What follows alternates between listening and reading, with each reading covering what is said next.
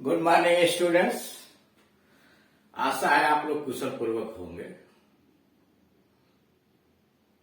जाने का आनंद ले रहे होंगे। आज हम लोग इस वीडियो के अंतर्गत सेंटेंस क्या होता है, उसके कितने टाइप्स होते हैं,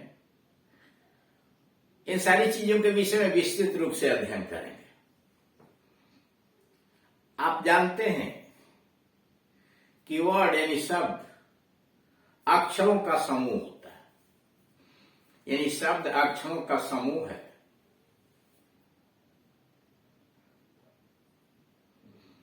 group of letters, combination of letter. शब्द दो तरह के होते हैं, सार्थक और निरर्थक। निरर्थक शब्द उनको कहते हैं जिसका अर्थ डिक्शनरी में प्राप्त नहीं होता और जिसका कोई सेंस नहीं होता, भाव नहीं होता।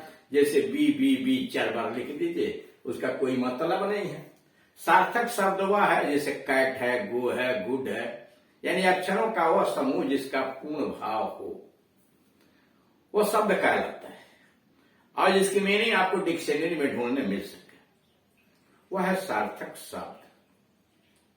अब आइए सेंटेंस को। सेंटेंस क्या होता है? Sentence is the group of words which makes complete sense. वाक्य जो है शब्दों का वह समूह है जो पूरा भाव व्यक्त करता है। Sentence is a group of words which makes complete sense. Sentence is the group of words, शब्दों का समूह, विच मेक्स कंप्लीट सेंस, जो पूरा भाव देता है। उसमें आगे जोड़ सकते हैं we can separate subject and predicate, जिसमें हम सब्जेक्ट प्रेडिकेट छांट सकते हैं। मतलब वाक्य शब्दों का समूह है जो पूरा भाव देता है और इसमें कर्ता क्रिया होनी चाहिए, सब्जेक्ट प्रेडिकेट छांट सके। वाक्य शब्दों का वह समूह होता है जिसका पूर्ण तथा पूर्णतया समझ में आ जाए, यानी जिसका अर्थ पूर्णतया समझ में आ जाए। ही इज माई ब्रदर, वो मेरा भाई है, पूरा अर्थ है। लॉन्ग लिव राम, राम लंबे दिनों तक जिंदा रहे। अब उसी को डिटेल में समझाया गया है। द यूनिट ऑफ एक्सप्रेशन, अभिव्यक्ति की इकाई। एक्सप्रेशन अभिव्यक्ति। The unit of expression is a sentence. अभिव्यक्ति की इकाई को वाक्य कहते हैं, यानी हम जो बात कहना चाहते हैं उसकी जो इकाई होती है, कहने की जो इकाई होती है, वो सेंटेंस है। The unit of expression is sentence. A sentence is a group of words. वाक्य शब्दों का वह समूह है रिलेटेड टू वन अनदर, जो एक दूसरे से जुड़े रहते हैं। Sentence is a group of words related to one another. वाक्य शब्दों का वह झुंड है, वह समूह है जो एक दूसरे से जुड़े रहते हैं।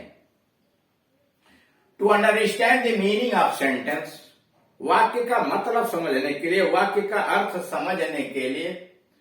As to know the relation of words. To understand the meaning of sentence, किसी भी वाक्य का अर्थ समझने के लिए। As to know the relation of word, शब्दों का संबंध जानना है, यानी अगर आप समझना चाहते हैं किसी वाक्य का तो शब्दों का संबंध समझिए।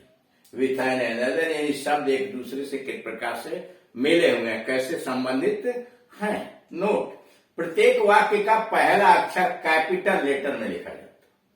कारण यह नियम है कि रिटन इंग्लिश में, यानी जब अंग्रेजी लिखी जाती है तो प्रत्येक वाक्य का पहला अक्षर कैपिटल लेटर में होता है। प्रत्येक सेंटेंस में शब्दों का एक निश्चित क्रम होता है। सेंटेंस कोई भी आप लिखते हैं तो उसमें शब्द एक क्रम में रखे जाते हैं, कहीं तीतर बीतर नहीं रखे जा सकते, उनका एक क्रम होता है, तभी वे सही अर्थ देते हैं। यानी जब हम शब्दों को वाक्य में एक क्रम में रखेंगे, नियमानुसार क्रम में रखेंगे, तभी वह सही अर्थ प्रदान करते हैं। प्रत्येक सेंटेंस के अंत में नियमानुसार full stop, sign of exclamation यानी विस्मय बोधक चिन्ह या इंट्रोगेशन मार्क लगाया जाता है। करेक्ट प्रत्येक वाक्य में अगर सेंटेंस असर्टिव है या इंपरेटिव है तो लास्ट में फुल स्टॉप लगता है। सेंटेंस इंट्रोगेटिव है तो प्रश्न सूचक चिन्ह लगता है। सेंटेंस अगर ऑप्टेटिव या एक्सक्लेमेटरी है तो लास्ट में विस्मय बोधक चिन्ह लगाया जाता है। अब ये काइंड्स ऑफ सेंटेंस, वाक्य के प्रकार कितने होते हैं। वाक्य के प्रकार यहां देख रहे हैं कि on the basis of sense, अर्थ के आधार पर, अन्य आधार पर नहीं, यानी भाव के अनुसार, अर्थ के अनुसार वाक्य कितने प्रकार के होते हैं, सेंस के आधार पर। अन्यथा वाक्य तो बनावट के आधार पर भी होते हैं, कंस्ट्रक्शन के आधार पर वाक्य 3 तरह के होते हैं, simple sentence, compound sentence, complex sentence. लेकिन यहां अर्थ को आधार माना गया on the basis of sense, अर्थ के आधार। पहला होता है असर्टिव सेंटेंस। असर्टिव सेंटेंस का मतलब विधि सूचक वाक्य, असर्टिव सेंटेंस विधि सूचक वाक्य। और दूसरा है इंट्रोगेटिव सेंटेंस, प्रश्नवाचक वाक्य। यानी पहला आपका हुआ assertive sentence, SSERTIV, assertive sentence, और दूसरा हुआ इंट्रोगेटिव सेंटेंस, यानी जिस वाक्य के माध्यम से साधारण कथन व्यक्त किया जाए, सामान्य किसी घटना का वर्णन किया जाए, किसी कार्य का वर्णन किया जाए, वह कहलाता है असर्टिव सेंटेंस या स्टेटमेंट भी कहते हैं। हिंदी में विधि सूचक वाक्य कहते हैं। लेकिन इंट्रोगेटिव सेंटेंस में जिस वाक्य के द्वारा प्रश्न पूछा जाए, है ना, यानी जिसके द्वारा प्रश्न पूछा जाए वह सेंटेंस कहलाता है इंट्रोगेटिव, प्रश्न सूचक वाक्य। तीसरा है इंपरेटिव सेंटेंस, आदेशात्मक वाक्य, आज्ञा सूचक वाक्य या प्रार्थनात्मक वाक्य। आज्ञा सूचक वाक्य ही बोलते हैं या आदेशात्मक वाक्य ही बोलते हैं। नंबर 4 ऑप्टेटिव सेंटेंस, इच्छाबोधक वाक्य या शुभ कामना प्रकट करने वाले वाक्य। ऑप्टेटिव सेंटेंस, इच्छाबोधक वाक्य अथवा शुभ कामना व्यक्त करने वाले वाक्य। 5वां एक्सक्लेमेटरी सेंटेंस, विस्मय बोधक वाक्य या भाव सूचक वाक्य। एक्सक्लेमेटरी सेंटेंस, विस्मय बोधक वाक्य या भाव सूचक वाक्य। तो इंपरेटिव सेंटेंस इसको कहेंगे जिसके द्वारा किसी को आदेश दिया गया, निवेदन किया गया, सलाह दी गई है, वह कहलाता है इंपरेटिव सेंटेंस। यानी वह वाक्य जिसका अर्थ यह निकलता हो कि उसके माध्यम से किसी को आदेश दिया गया है, उससे निवेदन किया गया है या सलाह दी गई है, तो उसको कहेंगे इंपरेटिव सेंटेंस। ऑप्टेटिव सेंटेंस वह होता है जिसके द्वारा किसी के प्रति शुभेच्छा यदि शुभकामना व्यक्त की जाती है, वह कहलाता है इच्छाबोधक वाक्य। जैसे गॉड ब्लेस यू, ईश्वर आपका भला करे। May God all go to hell, सभी भाड़ में जाए कि यह तो श्राप है। नहीं, अच्छाई भी और बुराई दोनों आती है। एक्सक्लेमेटरी सेंटेंस वह होता है जिसमें हृदय के जज्बात व्यक्त किए जाते हैं, जैसे अत्यधिक सुख, दुख, आश्चर्य, क्रोध इत्यादि की अभिव्यक्ति होती है, वह कहलाता है एक्सक्लेमेटरी सेंटेंस। जैसे एलास, दुख की बात है, शी डाइड सो यंग, अथवा hurrah we have won the match, how beautiful the bird is, चिड़िया कितनी सुंदर है। यानी जिसके द्वारा आप हृदय के जज्बातों को व्यक्त करते हैं वह कहलाता है एक्सक्लेमेटरी सेंटेंस। क्लियर? आशा है कि आप लोग समझ रहे हैं। नहीं समझ रहे ना तो आप टोक दीजिएगा, कोई दिक्कत नहीं है, उसके हिसाब से आपको समझाने का प्रयास किया जाएगा। Thank you. आइए, ये सेंटेंस अफर्मेटिव या नेगेटिव हो सकते हैं। यानी अभी असर्टिव इंट्रोगेटिव आया ना, ये अफर्मेटिव हो सकते हैं और नेगेटिव भी हो सकते हैं। अब आइए असर्टिव सेंटेंस, विधि सूचक वाक्य को डिटेल में जानने के लिए, विस्तृत रूप से जानने के लिए assertive sentence. To assert, assert मतलब तक कहना, मीन्स टू डिक्लेयर, घोषित कर देना।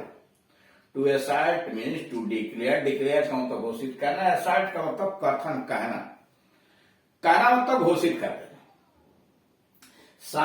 सामान्य रूप से जो कथन किया जाता है, यानी सामान्य भाव में जो कथन किया जाता है उन्हें असर्टिव सेंटेंस कहते हैं।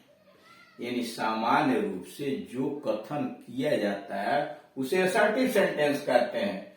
जो वाक्य किसी कार्य या घटना के होने की अथवा न होने की सूचना देते हैं। कह रहा है जो वाक्य किसी कार्य या घटना के होने अथवा न होने की सूचना देते हैं असर्टिव सेंटेंस कहलाते हैं।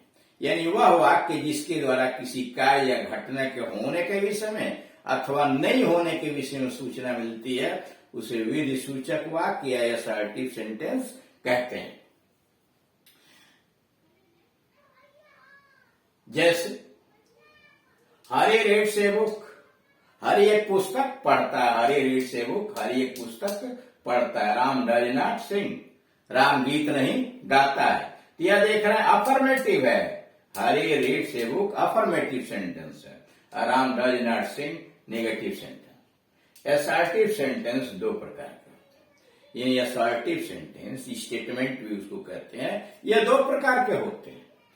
पहला पॉजिटिव या अफर्मेटिव, यानी पहला होता स्वीकारात्मक पॉजिटिव या अफर्मेटिव, और दूसरा होता है निगेटिव सेंटेंस निषेधात्मक या नकारात्मक वाक्य।